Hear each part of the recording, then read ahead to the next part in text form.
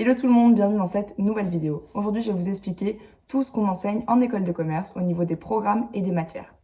Souvent, on se lance dans une école de commerce, la tête la première, parce que ça a l'air trop cool, parce qu'il y a une vie associative incroyable, mais on ne sait pas dans quoi on met les pieds.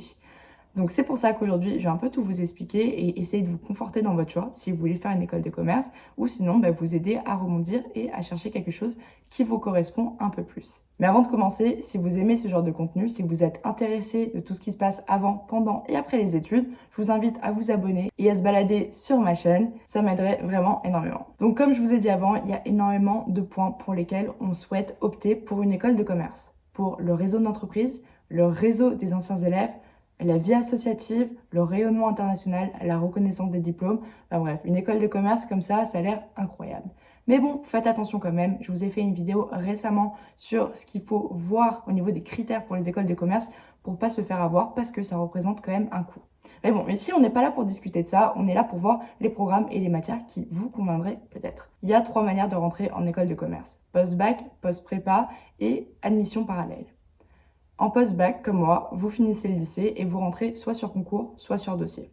Donc vous n'êtes pas encore intégré à la grande école. Pour l'instant, vous êtes en BBA, donc c'est un programme bachelor qui, à la fin, va vous permettre d'avoir une licence. Donc en gros, vous allez passer 3 ou 4 ans, selon les programmes, à obtenir votre licence pour ensuite pouvoir accéder au grade de master, donc rentrer dans une grande école.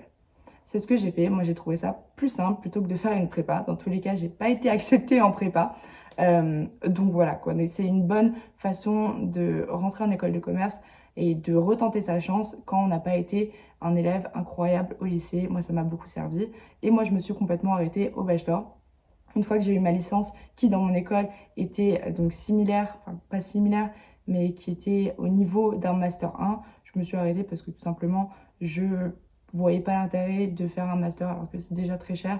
Et en plus de ça, j'avais l'impression d'avoir intégré toutes les compétences dont j'avais besoin pour le métier que je fais aujourd'hui. Mais bon, encore une fois, ça dépend de chacun. Ensuite, donc il y a le post-prépa. Donc vous allez, après le lycée, aller en prépa pendant 2 ans généralement.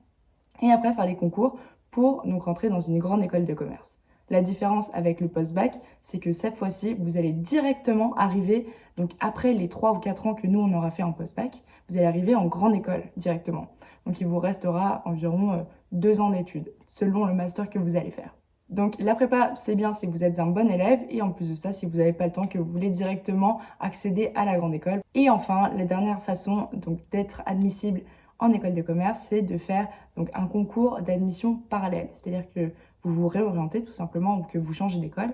Par exemple, là, j'aurais fait d'autres études. Typiquement, je voulais faire des études d'art. Si j'avais fait ça et qu'au bout de 3 ans, je m'étais rendu compte que, bah non, en fait, ça ne m'intéresse pas tant que ça, eh bien, j'aurais fait un concours. Donc, je vous ai fait une vidéo là-dessus sur quel concours on fait pour aller en école de commerce. Je l'ai fait particulièrement pour l'EDEC, mais c'est plus ou moins la même chose pour toutes les écoles de commerce. C'est le même principe, on va dire.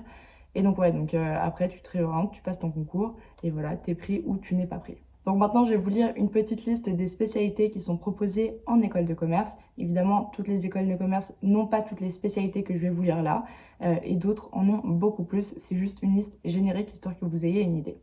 Donc on a audit, conseil, finance, économie, agriculture, entrepreneuriat, expertise comptable, immobilier, stratégie, marketing, management, ressources humaines, commerce international, digital, innovation et conception et communication.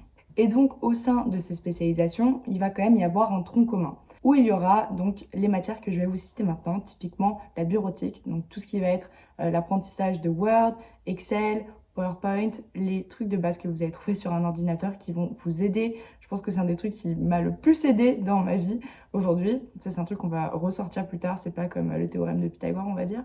Ensuite, il y a la comptabilité que j'ai chié, mais alors monumentalement, c'est super dur. Je n'ai jamais réussi à équilibrer un bilan, mais c'est hyper intéressant et c'est hyper utile. Ensuite, la gestion de projet, la finance, la fiscalité, ça c'est vraiment hyper cool.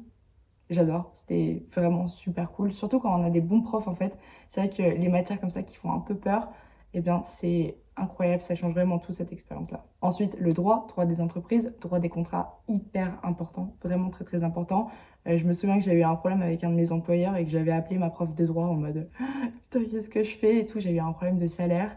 et elle m'avait pas mal aidée et moi aussi, enfin grâce à ma connaissance du droit des contrats, j'avais réussi à me sortir d'une affaire un peu chiante quoi. Donc voilà, ça aide énormément, c'est des matières comme ça qui font un peu peur au premier abord, mais c'est vraiment hyper important et c'est hyper intéressant surtout. Le marketing, les ressources humaines, les statistiques et enfin les langues vivantes. Donc vous voyez, il y a une multitude de choses que vous pouvez apprendre. C'est une opportunité incroyable d'aller en école de commerce. Si vous avez cette chance-là, franchement, profitez-en. J'ai fait toute une vidéo sur ce que j'aurais aimé savoir avant d'aller en école de commerce. Et typiquement, les cours, j'aurais aimé vraiment m'y intéresser parce que quand tu t'intéresses à quelque chose, le temps passe 1000 fois plus vite. Et aujourd'hui, je regrette un peu de ne pas avoir acquérir ces notions-là parce que avec du recul, je trouve ça hyper intéressant. Donc voilà, j'espère que cette vidéo vous aura été utile. N'hésitez pas à mettre des questions dans les commentaires ou venir directement sur Instagram.